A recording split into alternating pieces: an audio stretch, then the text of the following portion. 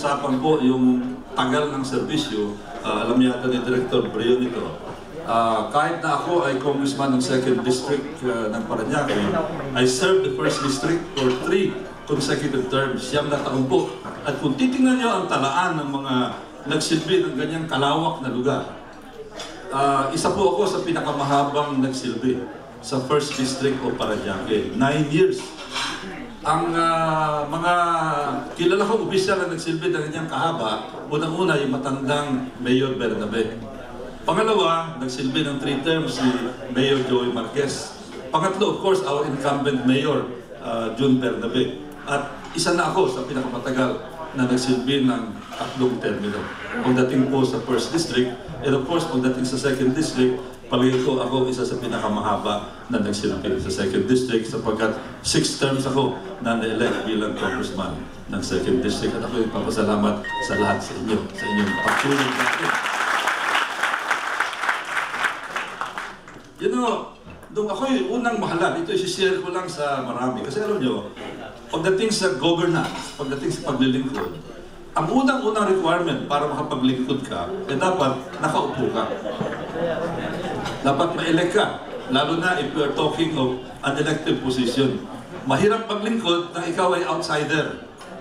Pwede siguro na sa NGO ka, pero mas maigi elected. Importante, ma-elect ka. And you know, tama-tama, na ako'y na-elect noong 1992. Meron kasi nabasang libro na napakaganda. Ito yung libro na author ay si Tip O'Neill. Tip O'Neill, noong mga bandang 80s, ay naging isang sikat na speaker ng US House of Representatives.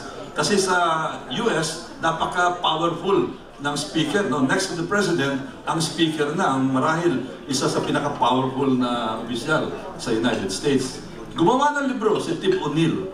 At doon, sinabi niya in a very quick way yung kanyang biography as a congressman and later, he became Speaker of the House of the United States. Pagka-elect niya, nag-report siya sa Speaker of the House during the time na siya ay pressman, congressman. At marami dito, mayroong mga pressmen na kagawad. Siguro magandang tip ito no, para sa ating lahat. Kasi ito ang ginamit ko eh. Tinanong niya, yung speaker noon, and that time the speaker was Sam Rayburn, a legendary speaker. In fact, may isang building sa US Capitol named after Sam Rayburn. Anong sabi ni Tip O'Neill? Mr. Speaker, what is your advice to a newly elected freshman congressman like me? Alam niyo kung anong sabi ni Sam Rayburn? Kaka-report lang yan, no? As a first-time congressman, start your re-election campaign right now. Yun ang sinabi ni Sam Rayburn. Alam niyo, kung isipin niyo, parang masyado mang politika yan. But actually, hindi. Alam niyo kung bakit? Yun talagang napako sa utak ko yun.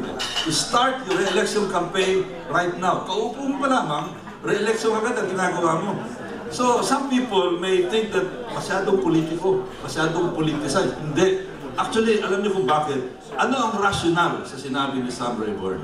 When you are starting your re-election campaign right now, alam niyo kung bakit? Kasi ang isang politiko na re-electionist, mabait na politiko yan. Tama ba yun? Well-behaved. Bukas ang kanyang bahay. Madaling kausapin. Kasi ang iniisip na bukas na ang eleksyon.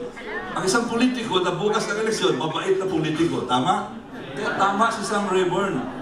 And if you follow that attitude na ikaw ay parang running for re-election tomorrow, you become a very good politician, you become a very good public official. You are responsive. In other words, naniniwala ka sa prinsipyo ng responsableng gobyerno.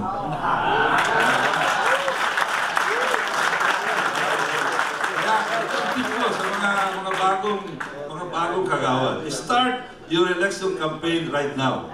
At doon sa libro na yun, in other words, kailangan marami ka na iniisip para service ang orientation mo. Marami pang tips si Sam Rayburn nasa libro. Pero hindi ko na isi-share yung sikreto ko na yun. Usap-usap tayo pag magkapit tayo para bibigay ko ng tip para hindi pagkalahatan ng mga tip na ito. May bayad na yun.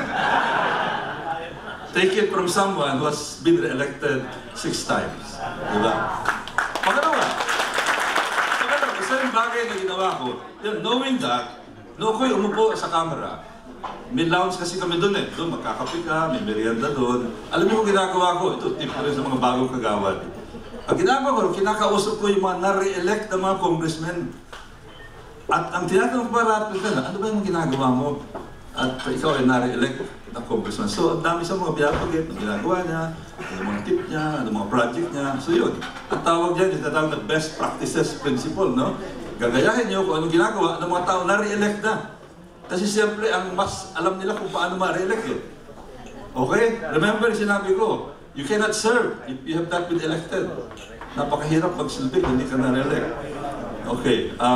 Isa pa, there is no single formula for election. In fact, if you go to Congress, andyan mga 280 plus na mga congressmen, iba-ibang klaseng tao doon. No single formula. Hindi mo pwede sabihin na, kaya na-re-elect yan dahil may pera. Eh maraming congressmen doon, walang pera. Kaya na-re-elect yan dahil magaling magsalita. Maraming congressmen doon, hindi marunong magsalita.